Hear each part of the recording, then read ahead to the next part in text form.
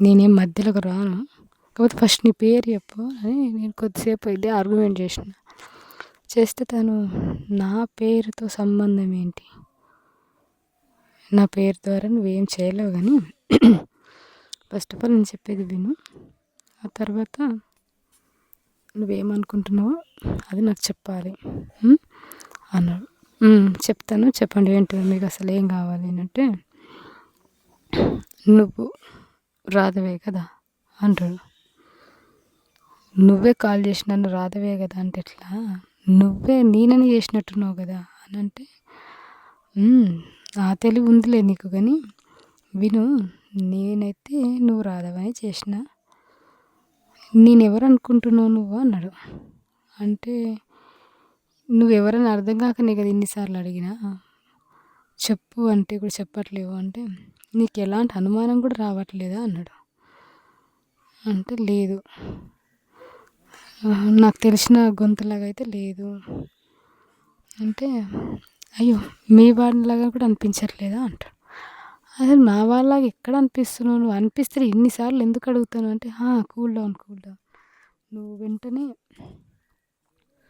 First of all నువ్వు చేయాల్సింది ఏంటంటే ఫస్ట్ కూల్గా ఉండు.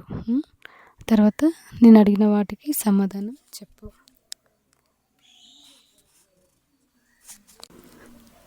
నేను నీకు కొన్ని పంపుతాను చూడు అని చెప్పిన తర్వాత ఫస్ట్ ఒక ఫోటో వచ్చిందనమాట. ఆ ఫోటో తమ్ముడిది, సూర్యది. నాకు అర్థమైంది. కాకపోతే అది రీసెంట్ ఫోటో. నేను వాడితో ఉన్నప్పుడు కలిసి ఉన్నప్పుడు అంత చిన్న వయసు లేదు. ఫోటో ఒకటి ఉంది. దాని తర్వాత ఇంకో ఫోటో పెట్టిండు, అది మా అమ్మది. తను ఏంటంటే ఇంట్లో కూరగాయలు కట్ చేస్తూ ఉన్న ఫోటో ఒకటి పంపిండు. థర్డ్ ఫోటో శిల్ప ఫోటో ఉంది. అలా 3 ఫోటోలు. ఫోర్త్ లాస్ట్ది మా డాడీది ఉంది. నాన్నది ఏంటంటే ఎక్కడో బయటిది, ఏదో పాత ఫోటోలాగా నాకు అర్థమైంది. ఇవి ఫొటోస్ పెట్టాను. నాకు అప్పుడు చాలా క్లియర్గా అర్థమైంది ఏంటంటే, వీడు మాత్రం పోలీసు వాడు అనేది డౌట్ వచ్చి నేను ఫోన్ కాల్ కట్ చేస్తే వాడు మళ్ళీ రింగ్ ఇచ్చినప్పుడు నేను లిఫ్ట్ చేయకుంటే మెసేజ్ పెట్టిండు, నువ్వు మెసేజ్ రిప్లై ఇవ్వకపోతే ఏం జరుగుతుంది అనేది నీకు తెలుసు. ఆ ఫొటోస్ని ఒకసారి కరెక్ట్గా పరిశీలించు అని చెప్పి పెట్టిండు.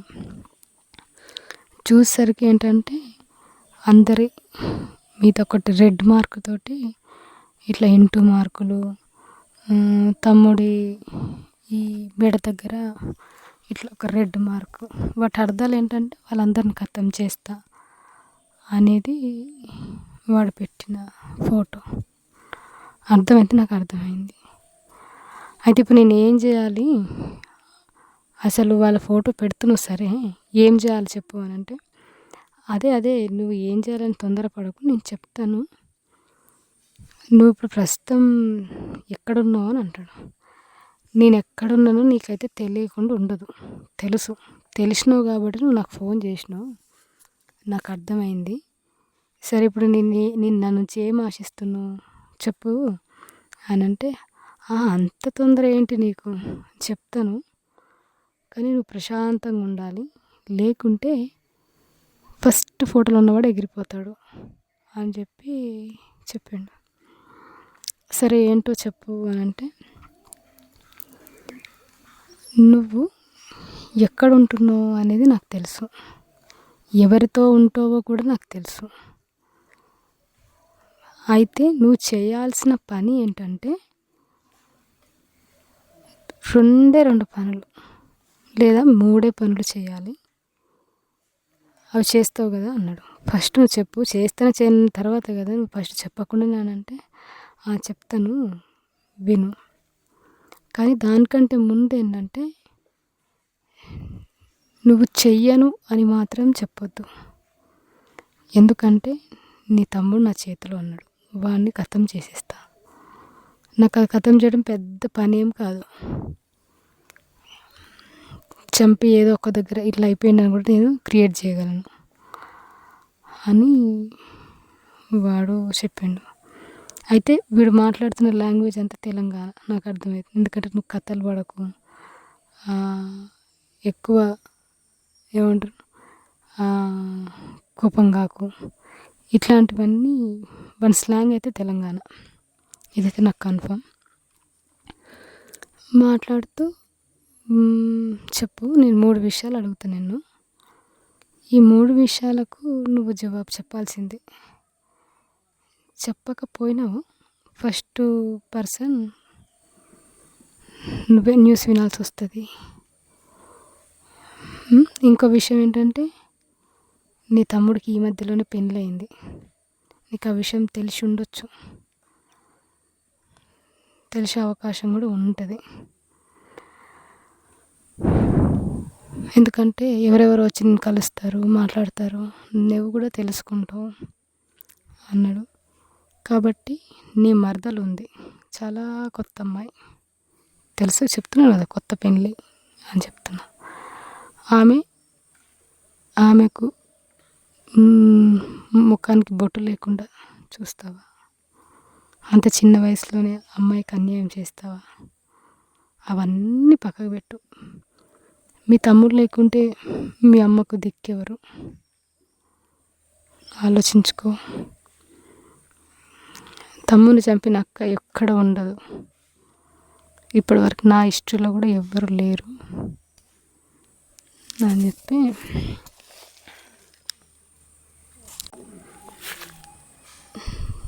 చెప్తావు కదా అని చెప్పి మాట్లాడి,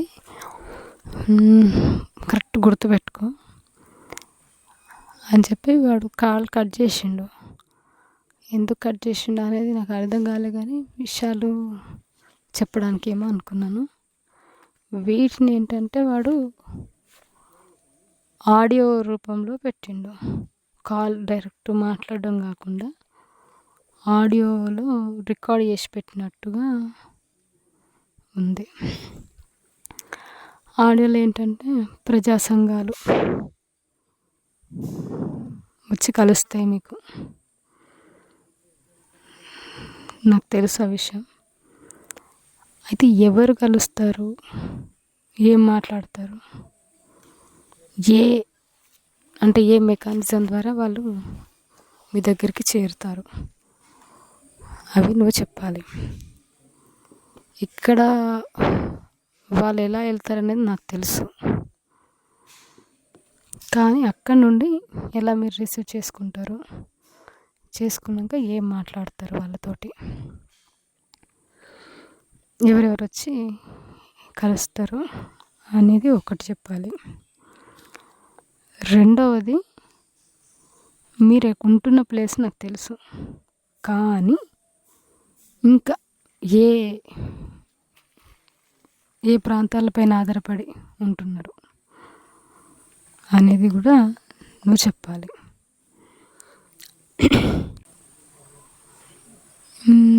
ఇంకోటి, నీ బాధ్యుడికి మెడిసిన్ అవసరాలు చాలా ఉన్నాయి, ఆ మెడిసిన్ ఎవరి ద్వారా మీకు అందుతుంది, ఎవరు పంపిస్తారు, ఆ మెకానిజం కూడా ఎక్కడి నుండి, ఈ 3 చెప్పాలి. నువ్వు చేయాలి, చేస్తావు కూడా.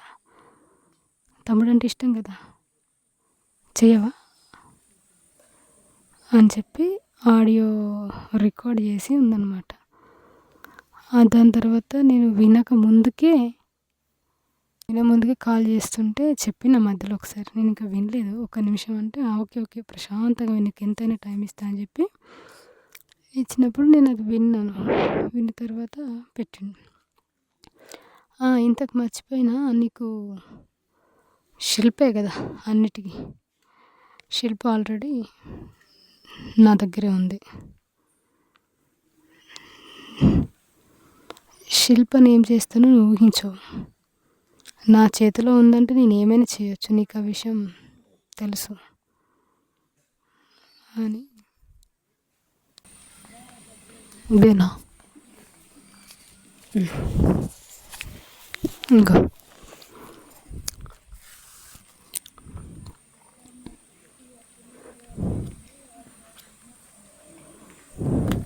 అలా ఈ విషయాలను నాకు చెప్పి, నువ్వు ఇది ఖచ్చితంగా చేయాలి, చేస్తావు కూడా అని చెప్పి నాకు వార్నింగ్ ఇచ్చిండు. ఆ తర్వాత నేను అతనితోటి కొద్దిసేపు గొడవ కూడా పడ్డా. అంటే నీకు అన్నీ తెలుసు అంటున్నావు కదా, ఆల్రెడీ సంఘాల వాళ్ళు వస్తున్నారు, తెలిసిన తర్వాత నన్ను మళ్ళీ ఎందుకు నువ్వు అడగాలి, దీంట్లో నీకు ఇంకేం ఉపయోగం ఉంది అంటే, ఉపయోగం లేకుండా నేను ఎందుకు అడుగుతాను,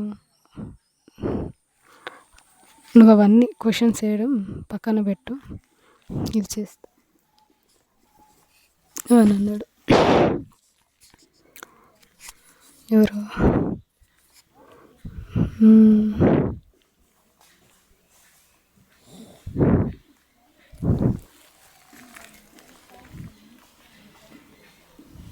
ಬೇರೆಯವ್ರು ದಾಯ್ತಾರೆ.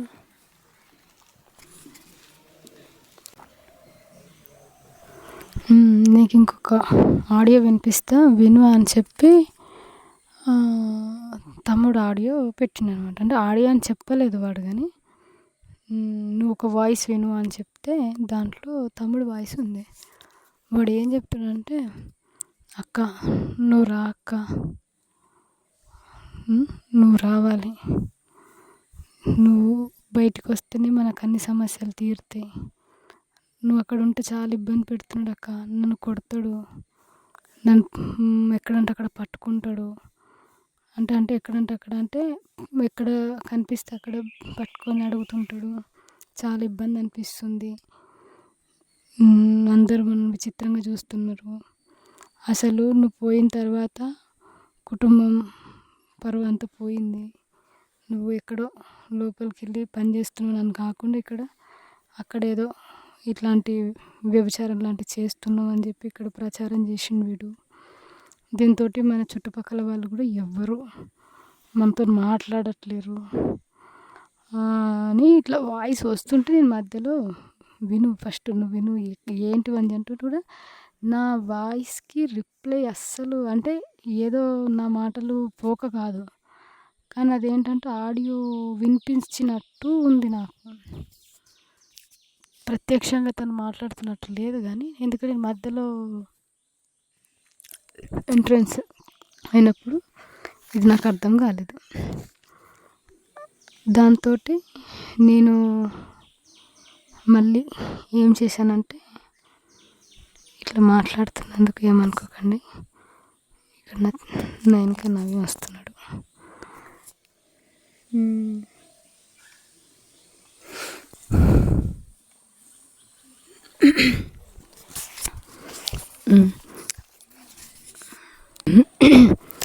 అట్లా తనతోటి మాట్లాడుతుంటే కూడా వాడు మధ్యలో రెస్పాన్స్ అవుతున్నట్టు అట్లా ఏం లేదు. నా వాయిస్ విన్నప్పుడు కొద్దిగా ఆగైనా మాట్లాడతారు, అలా కాకుండా మాట్లాడుతూనే కంటిన్యూగా వినిపించింది. దాంట్లో వాడు మాట్లాడింది అయితే, నువ్వు ఇంటికి రా, కొద్దిగా ఏడుపు గొంతు పెట్టి, నువ్వు ఇంటికి రా, ఇట్లా మొత్తం మన ఫ్యామిలీ పరువు పోయింది, ఇక్కడ ఎవ్వరు కూడా నాతో సరిగా మాట్లాడట్లేరు, ఫ్రెండ్స్ కానీ చుట్టాలు కానీ ఎవ్వరు వస్తలేరు, ఇదంతా నాకు డౌట్ ఉంది, ఇదంతా వాడు ప్లాన్గానే చేస్తున్నాడు ముందు అన్నట్టు ఏదో అంటే నాకు కొద్దిగా అర్థం కాలేదు. కానీ విషయం ఏంటంటే, ఇది నువ్వు పోయిన విషయం మంచిది కాదు, నువ్వు ఇక్కడ ఎన్నిసార్లు ఎన్ని ఏళ్ళు పని చేస్తావు, ఎన్ని సంవత్సరాలు పని చేస్తావు, అయిపోయింది సరిపోతుంది రా అని ఉంది. తర్వాత ఈ ఆడియో కట్ అయింది.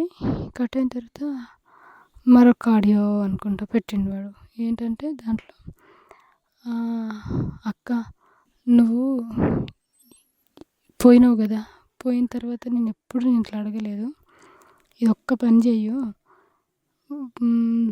ఆఫీసర్ అడుగుతున్నాడు కదా! సార్ నిన్ను అడుగుతున్నాడు కదా! ఆఫీసర్‌ని కాదు సార్ అడుగుతున్నాడు కదా! ఏవో విషయాలు. ఒక 3, 4 పాయింట్లు అడుగుతున్నాడు కదా! అవి చేసి పెట్టక్క నువ్వు. చెయ్యు. లేకపోతే వీడు నన్ను చంపేస్తాడు. వీడిని ఆల్రెడీ హ్యాండ్ ఓవర్‌లోనే ఉన్నా నేను. వాడు నన్ను పట్టుకున్నాడు, చంపేస్తాడు. అమ్మ ఒక్కతి ఒంటరైపోతది. నువ్వు ఆలోచించు. అసలు ఏంటక్క ఎప్పుడు ప్రజలు, పార్టీ అని ఆలోచిస్తావా? ఆల్రెడీ చేసినావు సరిపోతది. మా గురించి కొద్దిగైనా ఆలోచించు.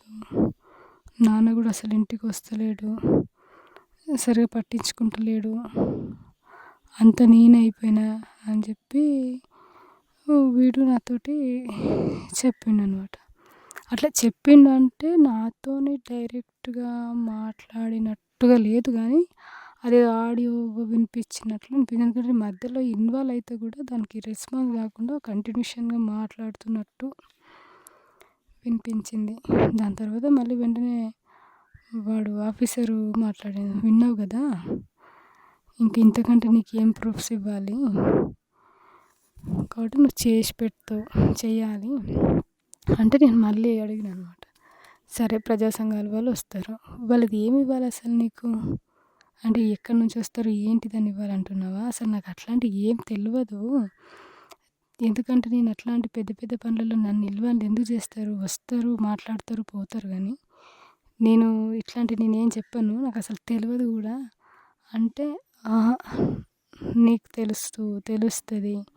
అక్కడే ఉంటున్నావు, వాళ్ళతోటి నీ బాధ్యతతోనే ఉంటావు. నీకెందుకు తెలవదు, తెలుస్తుంది. నువ్వు అన్నీ గప్‌చుప్‌గా ఇవన్నీ పక్కకు పెట్టేసి ఈ విషయాలన్నీ చెప్పు అని చెప్పి వాడు చెప్పిండు. నేను ఫోన్ కట్ చేసిన. నన్నైతే భయపెడుతున్నాడు. నేను ఆలోచించిన, ఒకటి తమ్ముడిని చంపుతా అంటున్నాడు, శిల్పని చంపుతా అంటున్నాడు, మా అమ్మని చంపుతా అంటున్నాడు, మా నాన్న ఫోటో పెట్టిండు.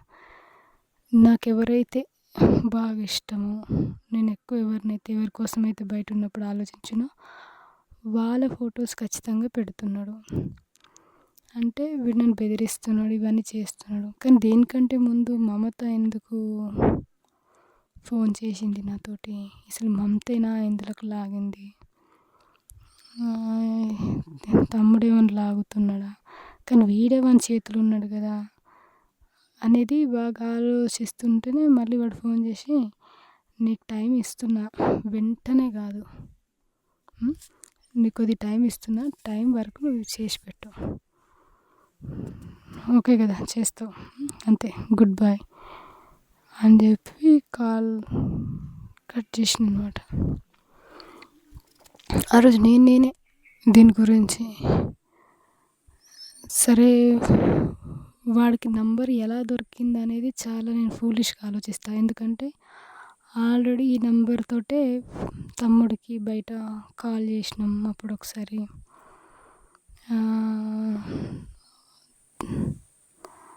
ఆ తర్వాత ప్రసాద్కు కూడా దీంట్లోనే మాట్లాడిన, గణేష్ తోటి కూడా దీంట్లోనే మాట్లాడిన. మరి గణేష్ ఏమైనా మమతకి ఇచ్చి ఉంటాడా మాట్లాడు అని. కానీ ఇవంతా కంటిన్యూగా వెంటనే జరుగుతున్నాయి కదా. మమత మాట్లాడింది, ఎవరో వాసు మాట్లాడిండు. ఇదంతా నాకేంటంటే ప్లాన్డ్గా జరుగుతుంది అనేది చెప్పిండు.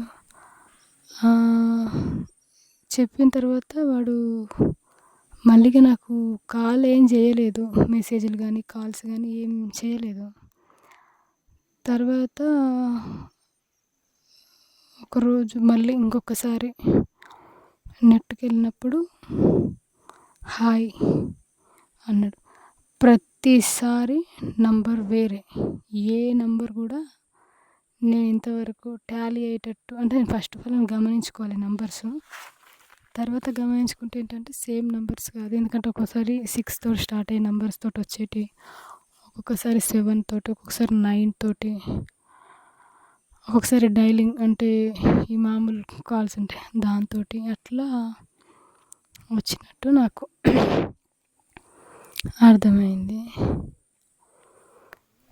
సేమ్ నంబర్స్ అనేది మాత్రం ఇప్పటి వరకు నేను చూడలేదు.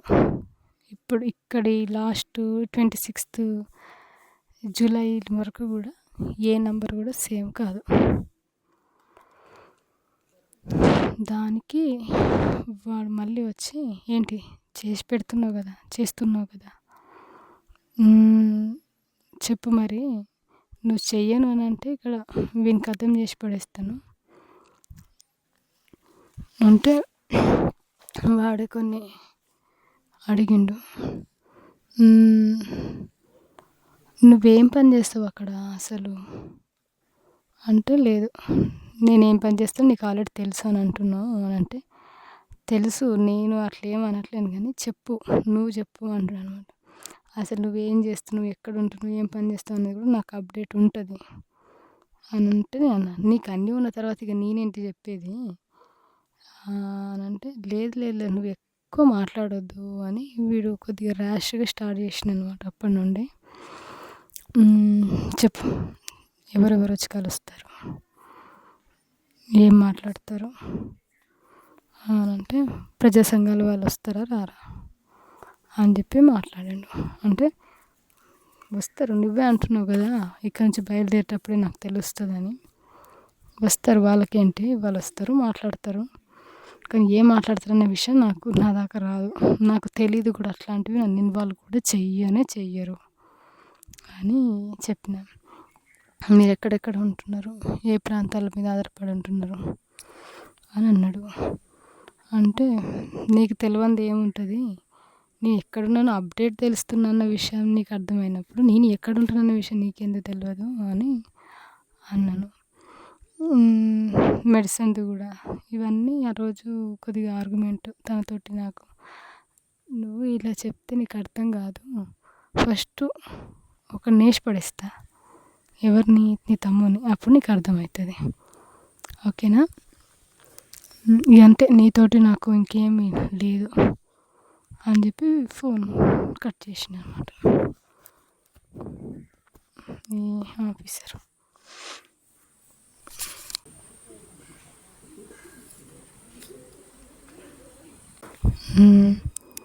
ఆ రోజు వీడు నిజంగా చంపుతాను బెదిరిస్తున్నాడు, కానీ చంపుతాడా, చంపితే వీడి మీదకి వస్తుంది కదా.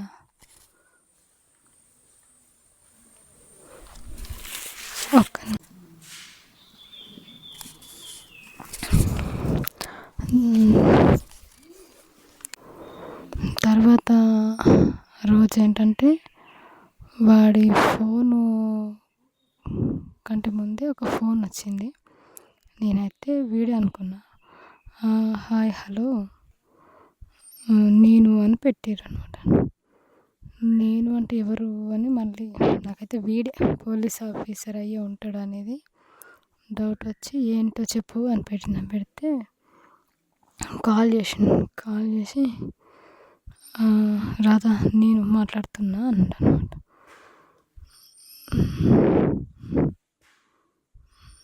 రాధా నేను మాట్లాడుతున్నా అంటే, వీడైతే వాయిస్ వాడే తమ్ముడే, నాకు అర్థమైంది. ఏంట్రా అసలు ఏంటి, ఏం జరుగుతుంది ఇదంతా, ఏదో నేను చంపేస్తా అని, నిన్ను చంపేస్తా అని ఏవో చెప్పనా, మనవరా మీరు బేదాంతిరు